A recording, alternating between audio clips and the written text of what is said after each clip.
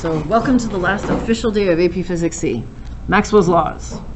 So they're called Maxwell's laws not because he discovered any of them, but because he finished them. So we're going to start by reminding you of all the laws. We had Gauss's law.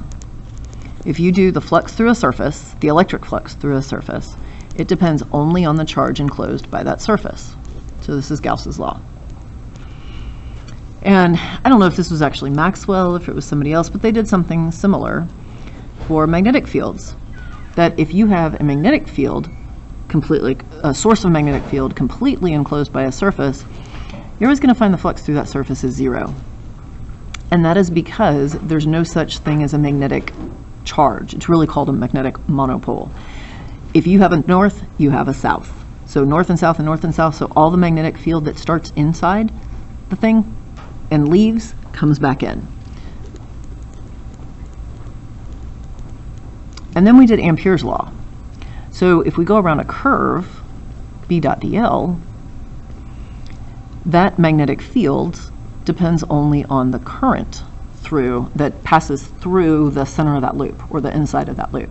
So you have a circle, not a sphere. So this is a surface, so you can think sphere, sphere, circle, though really it's any three-dimensional, now two-dimensional. And so if you have a loop, an imaginary loop, if you have current running through the loop, that's going to be my pen, then you have a magnetic field. If you don't have current flowing through that loop, you do not have a total line integral of magnetic field along that loop.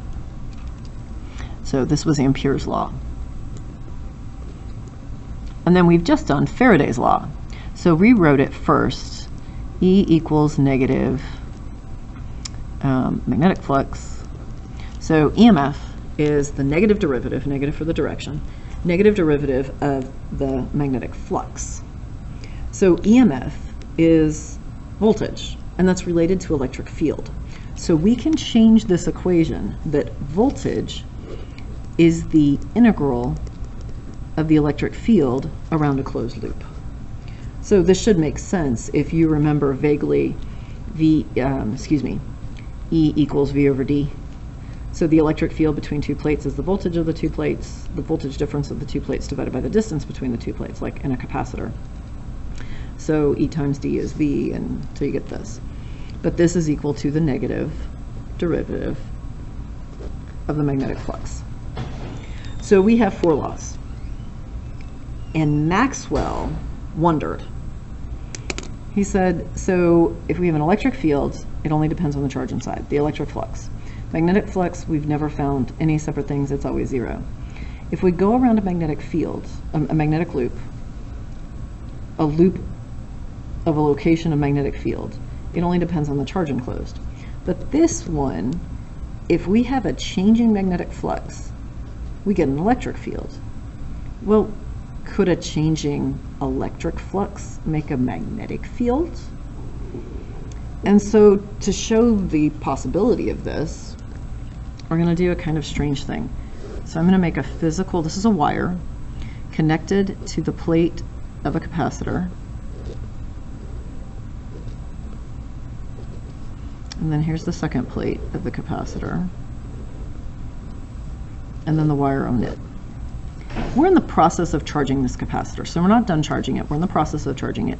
So there's current flowing into the capacitor. Well, if we apply Ampere's law, we would draw a circle, remember this is a circle, around here. And with Ampere's law, I could say if I go all the way around this loop, the magnetic field integrated around this loop depends on how much current goes through this loop. So if I think of the loop having, this surface, I'm not really sure how to draw this the best, but that wire goes through the middle of that loop, and so we put this little I for I enclosed in Ampere's law. But this is a line integral. We're going around this circumference. It doesn't say anything about what's inside there. It's saying any line integral should give depending on charge enclosed. So I want you to imagine a different shape. I'm going to draw it in a different color. I'm going to say that this shape has the same on this end. It's a circle right here. But it's not like a flat balloon stretched into a circle. This is a weird 3D shape. And this marker's running out. Is that showing up? That's kind of showing up. Let's use this one. So I have the same circle, but instead of being filled in here, the rest of it is like this. If you want to, you can think of this like stretching a balloon. This is the mouth of the balloon, and this is the rest of the material of the balloon. So if I manage to stretch that balloon, and it's right in between the two plates of the capacitor, there is no current there. There's absolutely no current there. And I know there can't be current there because there's no way for a conducting path to happen. We pretend a capacitor acts like current's flowing because in reality, we know electrons are coming from this side. They are filling this up because we have a potential difference not shown. And then those electrons filling up this here are repelling ones over here. So charge is moving on this side and charge is moving on this side. But no charge is being transferred in the middle here. It's just because this moved, it repels these and starts them moving. So there's no current through this balloon. But if we do two different things, we have to get the same result. So if there's no current through this balloon, but we have to still get a magnetic field from Ampere's law, because if we imagine it as like a flat balloon, if you want to, this is the rim of the balloon and you stretch it tight so it's all right in that material. So there's an equivalence. As the capacitor is charging, the electric field, capital E, is changing. So you know the electric field in a capacitor is given by the potential difference, V, over the distance between the two plates. And we just derived that, or I reminded you of that a moment ago.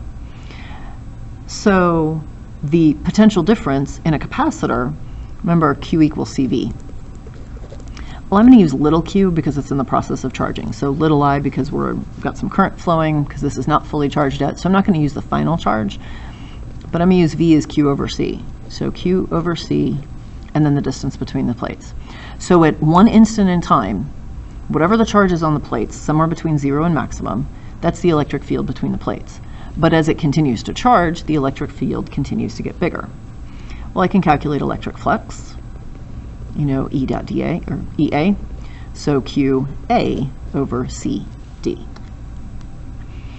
Well, remember, to build a capacitor, for capacitance is kappa epsilon naught A over D. The bigger the area, the more capacitance, the more charge it can store. The farther apart the plates are, the less charge it can store. This is the dielectric constant. Now, for our thought experiment here, we don't have anything between the plates, like in terms of material. There's no plastic filling the plates or Teflon or glass. So I'm just going to get rid of this part. So I can rearrange this equation that this is Q times A over D times 1 over C. So I'm going to flip this over. 1 over C equals D over epsilon naught A. And I'm doing that so I can substitute. So the electric flux is equal to QA over D times 1 over C. So times, for 1 over C, I'm going to put this in. D over epsilon naught A. So D cancels, A cancels. The electric flux is given just by the charge divided by epsilon naught. Doesn't that look kind of familiar back from Gauss's law? In fact, that is Gauss's law. Electric field depends only on charge enclosed by that. Okay, so continuing. Now, if the electric field is changing, that means this electric flux is changing, which means we can take a derivative. So, turn the page. I will copy the flux equation. We got is little q filling up that capacitor divided by epsilon naught. And now we're going to take the time derivative. Whoops. Oh my goodness, I can't do. Flux, dE flux over dt equals d dt over q epsilon naught. Well, epsilon is constant.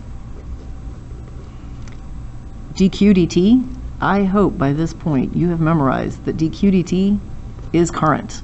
current is charge over time. Really, since I'm doing lowercase, I should do lowercase here. So this is little I divided by epsilon naught. So back from Ampere's law, where it was I enclosed. Oh, I wrote the wrong thing. I was supposed to copy this. I'm sorry.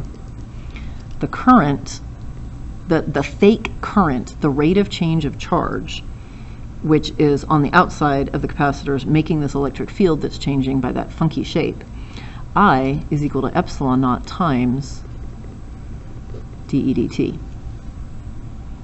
So this I, Maxwell called displacement current. And so when we go back to Maxwell's law, or excuse me, Ampere's law, which was around a closed curve, a loop, B dot dl equals mu naught I enclosed. Well, this I enclosed can either be physical wires or it can be this displacement current. So I'm going to write this, and then if I substitute, we have the regular current plus mu naught times epsilon naught times the rate of change of electric flux. This term right here is why these are called Maxwell's laws. So now I'm going to turn the page and I'm going to write them all again. Gauss's law for electric fields, surface integral B dot EA equals Q enclosed over epsilon naught. A closed surface integral of, oh my gosh, that's E. Oh my gosh, E. B dot dA equals 0. So Gauss's law for magnetism. Ampere's law, closed loop, B dl equals mu naught I enclosed plus the new term, mu naught epsilon naught d electric flux dt. And then Faraday's law, E dot dl equals negative d magnetic flux dt. So what we get from this is, if you change the magnetic flux, you get an electric field. If you change the electric flux, you get a magnetic field. And depending on how you're changing this to make this, which then if it's changing makes this, you can have perpetuation. So a really good example of this is if you have a long piece of metal and you make electrons go up and down.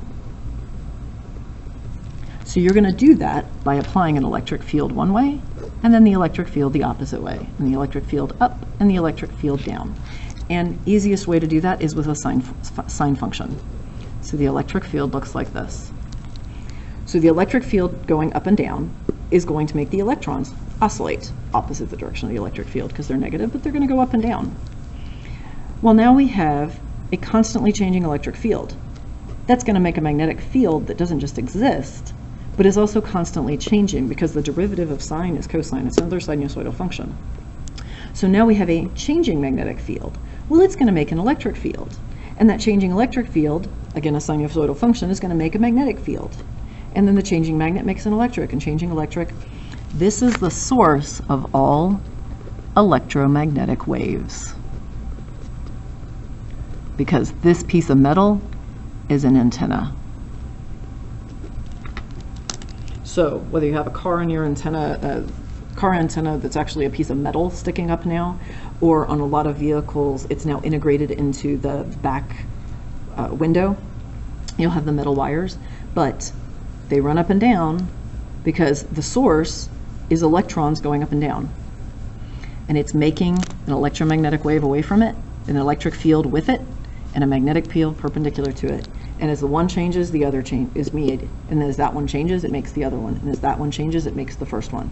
And it goes back and forth. And that's why they're called electromagnetic waves.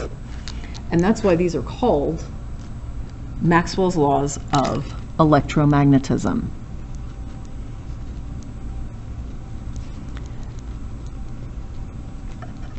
This was the unification of a bunch of separate things. This one set puts all of it together and explains, with some other stuff thrown in sometimes, but it explains the basic theory of all electric and magnetic phenomena, including light beams and radio waves, because they're electromagnetic waves. So this was the culmination of 19th century physics. Into the 1800s, when Maxwell put these together, he was Scottish, by the way, just for interesting historical, and when he put these together, physicists really did think they were pretty close to being finished. Several things happened around 1900, and we will talk about those after the AP exam. But congratulations, you have now finished AP Physics C.